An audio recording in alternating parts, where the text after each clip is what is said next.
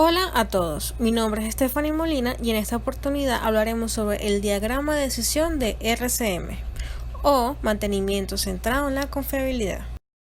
La columna vertebral del mantenimiento centrado en la confiabilidad, o por sus siglas en inglés RCM, consiste en la hoja de información, diagrama de decisión y hoja de decisión. En esta oportunidad se describe el diagrama de decisión, que integra todos los procesos de decisión en una estructura estratégica única, aplicado a cada uno de los modos de fallos listados en la hoja de información definida previamente en videos anteriores. Finalmente, se describirá la hoja de decisión, que es el segundo documento central utilizado en la aplicación del RCM. Estos tres elementos representan el núcleo de esta filosofía.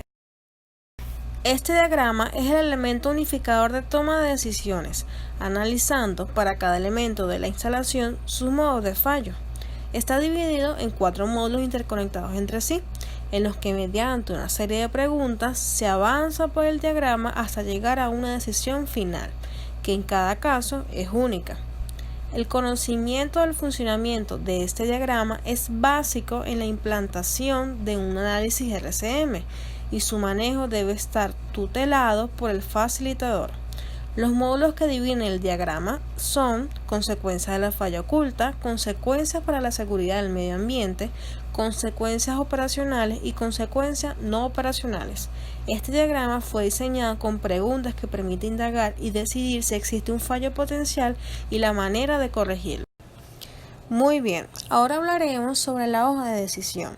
Este documento sirve de resumen de la aplicación del diagrama de decisión sobre cada uno de los modos de fallos detallados en la hoja de información. Una vez llegada a una decisión, se establecen las tareas a realizar, la frecuencia de dichas tareas y el responsable de ejecutarlas. En definitiva, se establece la estrategia de mantenimiento para ese activo. La hoja de decisión de RCM se puede apreciar en pantalla.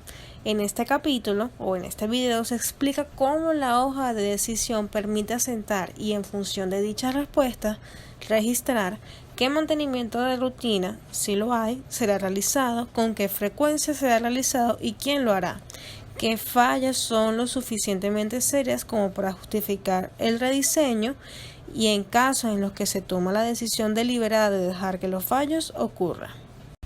La hoja de decisión se encuentra dividida en 16 columnas.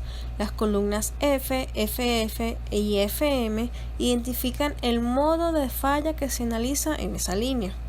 Los encabezados de las próximas 10 columnas se refieren a las preguntas del diagrama de decisión descrito previamente, de manera que las columnas tituladas H, S, E, O y N son utilizadas para registrar las respuestas a las preguntas concernientes a las consecuencias de cada modo de fallo, como consecuencias ocultas, consecuencias ambientales, de seguridad, etc. Las 3 columnas siguientes, donde se ve H1, H2, H3, etc., registran si ha sido seleccionada una tarea proactiva y si es así, qué tipo de tarea. Por ejemplo, la columna titulada H1, S1, O1N1 es utilizada para registrar si se pudo encontrar una tarea condición apropiada para anticipar el modo de fallo a tiempo como para evitar las consecuencias. La columna titulada H2, S2, O2, N2 es utilizada para registrar si se pudo encontrar una tarea de reacondicionamiento programado apropiada para prevenir las fallas. Y así sucesivamente. Si se hace necesario responder cualquiera de las preguntas a falta de, las columnas encabezadas con H4, H5 o S4 son las que permiten registrar esa respuesta. Es importante resaltar que las preguntas a falta de solo se preguntan si las respuestas a las 3 preguntas previas fueron todas no. Las últimas 3 columnas registran la tarea que ha sido seleccionada, si la hay, así como la frecuencia con la que debe hacerse y quién ha sido seleccionada para realizarse. Ahora hablaremos de la columna tarea propuesta. Si durante el proceso de toma de decisiones se ha seleccionado una tarea proactiva o una tarea de búsqueda de falla, debe registrarse la descripción de la tarea en la columna titulada tarea propuesta. Lo ideal es que la tarea fuese descrita con el mismo detalle y precisión en la hoja de decisión como en el documento que se entregará a la persona que debe realizar la tarea. Si el proceso de decisión lleva a un cambio de diseño, entonces la tarea propuesta debe proveer una descripción breve del cambio de diseño. La forma real del nuevo diseño como tal debe dejarse en manos de los diseñadores. Por último tenemos la columna de a realizarse por, en donde se debe anotar quién debe hacer cada tarea. Notemos que el proceso de RCM considera este tema para modo de fallo a la vez. En otras palabras, no aborda el tema con ninguna idea preconcebida acerca de quién debe o no debe hacer el trabajo de mantenimiento. Simplemente pregunta quién es competente y confiable como para realizar correctamente esta tarea en específico. A continuación, haremos una breve explicación de cómo llenar la hoja de decisión en conjunto con el diagrama de decisión. Primero tenemos la pregunta del módulo 1. Recordemos que este módulo 1 habla de las consecuencias de falla oculta. La pregunta es, ¿será evidente a los operarios la pérdida de función causada por este modo de falla actuando por sí solo en circunstancias normales?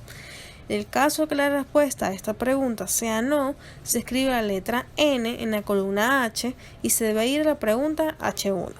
En el caso contrario y la respuesta sea sí, se escribe una S en la columna H y se va a la pregunta S. Ahora bien, al leer la pregunta S, la cual dice, ¿produce este modo de falla una pérdida de función u otros daños que pudieran lesionar o matar a alguien? La respuesta es, si en el caso que sea así, se escribe la letra S en la columna S y se va a la pregunta S1. En caso contrario y la respuesta sea no, se escribe N en la columna S y se va a la pregunta E. Y así sucesivamente hasta terminar con el diagrama. Recordemos, es importante resaltar que cada modo de fallo es ubicado en una sola categoría de consecuencias. Estas consecuencias, recordemos de nuevo, son ocultas, ambientales, operacionales y no operacionales. Entonces, si es clasificado como que tiene consecuencias ambientales, no evaluamos también sus consecuencias operacionales. Esto significa que si se registra una S en la columna E, no se registra nada en la columna O. Una vez que las consecuencias del modo de falla han sido categorizadas, el próximo paso es buscar una tarea proactiva adecuada. La información contenida en las hojas de información y de decisión se presta para ser fácilmente almacenada en una base de datos computarizada.